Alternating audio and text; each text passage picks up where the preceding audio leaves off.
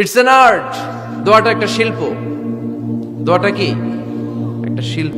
এটাকে রপ্ত করতে জানতে হয়, এটাকে আত্মস্থ করতে জানতে হয়। সব কাজের মধ্যে first class, second class, third class আছে না নাই? কারো দোয়া থার্ড ক্লাস দোয়া, কারোটা সেকেন্ড ক্লাস, কেউ করতে পারে ফার্স্ট ক্লাস দোয়া, ঠিক কিনা? দোয়ার মতো যদি দোয়া করতে পারেন, এটা হচ্ছে ফার্স্ট ক্লাস দোয়া, মুহূর্তে আরশে পৌঁছে যায়।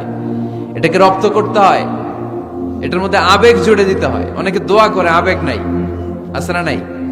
জুমার দিন দেখবেন নামাজ পড়ে ইমাম সাহেব দোয়া করতেছে, অনেক মুসল্লি দোয়া করতেছে, ওদিকে তাকায় আছে, হাত কিনতে এইভাবে, আর তাকায় আছে জানালার দিকে, ও কি দোয়া করতেছে?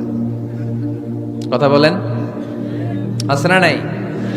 এই জন্য দোয়াটা করবেন কায় মনোবাক্যে, খুব আন্তরিকতা দিয়ে, হৃদয় থেকে।